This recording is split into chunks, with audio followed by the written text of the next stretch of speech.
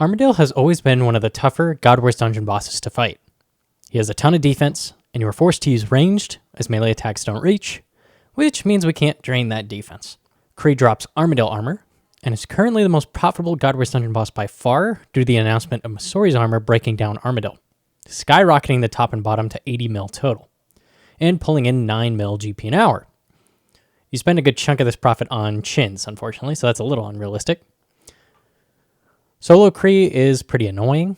You need to do this 2-tick on, 1-tick off attack cycle with your chins so you can keep Kree from meleeing you.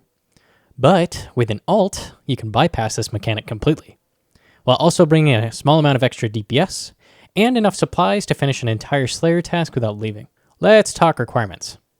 I'm just going to say it, you really should have 99 ranged if you're going to be doing Arma.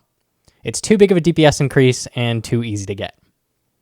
96 prayer for the maximum boost from prayer potions is going to help your main a lot as well. You need 92 magic for blood barrage, higher is better for the defense, and 90 plus defense is important as well, as you will be tanking the melee and mage minions. A max cape is quite beneficial here if you happen to be maxed, but obviously that isn't necessary. If you aren't maxed, a fletching cape is also beneficial and will save you an inventory spot. For the ult, 90 plus defense and magic is best, as the less damage it takes, the better. A minimum of 84 magic is required for potion share. Your ult needs 75 range to wield a blowpipe. The higher the range level, the better. Having Barrow's gloves unlocked on the ult is also helpful, as they are the tankiest gloves, but they aren't necessary either. Rigor is also incredibly important for both defense and damage, making 74 prayer the minimum. For gear, this is what your main would bring. Max range gear with Zerai Vambraces and Assembler is ideal. This gives chins a max hit at max range boost and buckler. Twisted Bow is nice if you have it, but realistically you barely touch this over a trip, and ACB is also perfectly fine. A Twisted Bow is 55% worse DPS than chinning the minions, so it's not realistic to be used instead of chins. Bowfoot does actually beat T-Bow by 1% here. Because magical damage at Arma from both minion and Kree himself roll off your ranged defense instead of magic, Crystal also provides superior defense. Now you're going to burn through crystal shards like mad here, but if you have a big stack of shards anyways from Gauntlet or Zelcano, this is a solid place to use them up. Blowpipe is for minions. Fill that sucker with dragon darts. Serious specs heal you more. Kodai or any staff that gives 15% damage boost is great. Nightmare Staff would work the exact same. Ecumenical keys are effectively necessary at Arma. I really hate getting them, but your options for KC when you have an Anvi-Anzi Slayer task is extremely limited to avoid wasting the KC on your task.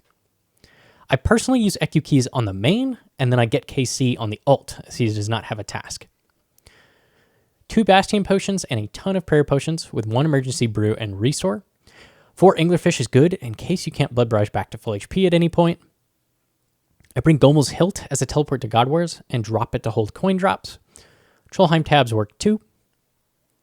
I also bring a stack of Bones to Peaches tabs and an Imbued Heart for both its mage defense and boost to blood barrage. Finally, a rune pouch with blood barrage runes, blood, death, and souls. I just take around 1,000 black chins a task. I was left with 250 chins remaining over this 160 Anvi-Anzi task. If it's a larger task, you can take some more just in case. If you do end up dying with these chins, they are all lost, so you want to take roughly only what you need. I don't bother bringing an Explorer's Ring here. The alchemical drops are rarer than other God Wars dungeon bosses and are both under 10k GP, so I just let those despawn. Crystal Dust can also be good here if you get an excess of ranged potions, so you can make divine potions. These are even better with Zerai Vambraces, so you keep that max hit. Here's what you want your ult to have, and yes, this is a very strange setup. Absolute max tank gear. Justy, Fury, mine is a Blood Fury, it doesn't make a difference. Guardian Boots, Barrow's Gloves, Suffering, Armadyl Crossbow with Diamond Dragon Bolts, and a good tank shield. Ellie is best in slot. I ended up selling mine for Torva, so I used a DFS, which is the next best option. Diamond Bolts are kind of neat because when they proc, they are a guaranteed hit. They can still roll a 0, but they always pass accuracy.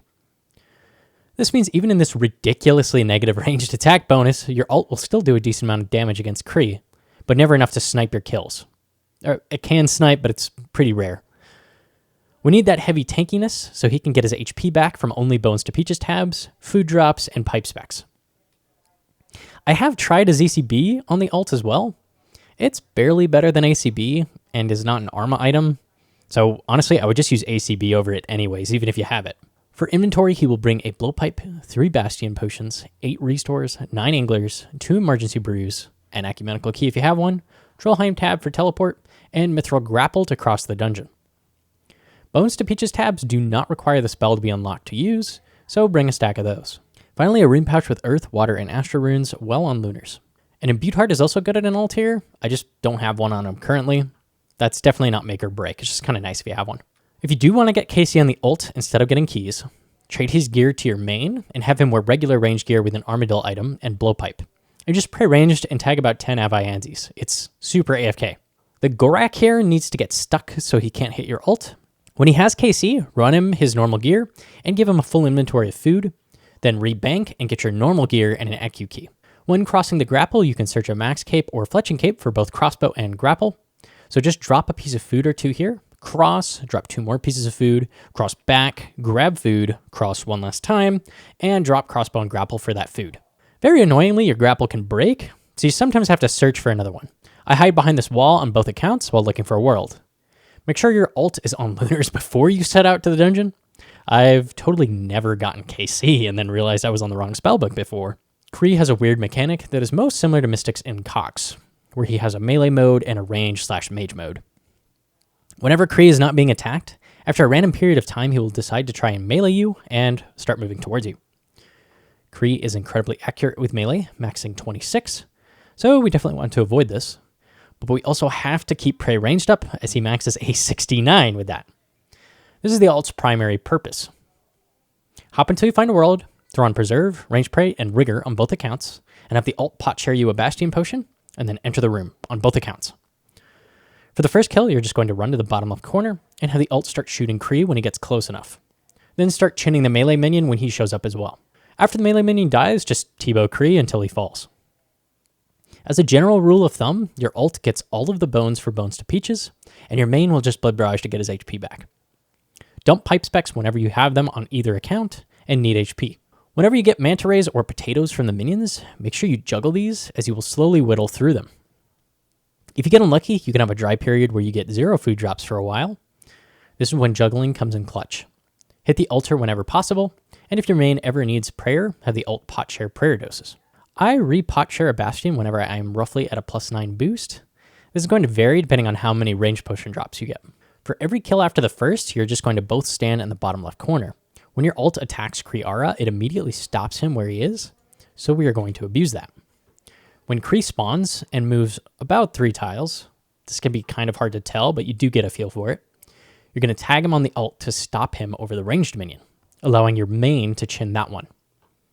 This is a 2-tick window, which is actually really easy to catch. If you do ever end up missing it, just stop attacking Kree and let him approach fully, and chin the melee minion. When that ranged minion dies, have the ult stop attacking Kree until he starts approaching again, and then re-tag Kree when he is close, and chin the melee minion on the main. This allows you to basically chin the entire kill, and only in rare cases is these 2 minions not enough damage to kill Kree, forcing you to use your T-bow until he dies. Be careful and watch both accounts' HP. If either drops below 40 HP, they need to eat a piece of food to avoid getting comboed. Usually it's only your main that takes any real damage. After the kill, again, just dump pipe specs and barrage on the main. If the melee minion ends up being alive, it stays aggro to whoever it was on permanently. So if it's on the ult, pray melee after Kree dies, and have him move to under the mage minion so you can barrage both on your main. You can also optionally take armor off while barraging to help them land. It can sometimes be really difficult to hit the mage minion with barrages.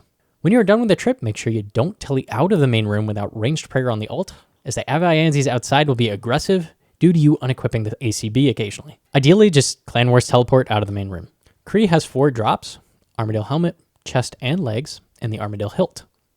All your money is in those chestplate and legs drops. A Kree kill is currently worth 280,000 GP, according to the wiki, and I was getting 30 kills per hour at peak efficiency, meaning you are pulling in 8.4 mil GP an hour. This is inflated though, as you do end up dumping chins into Kree as well. For a 39 kill task, I used 750 black chins and 1200 blood runes, meaning I used an average of about 20 chins and 31 blood runes a kill.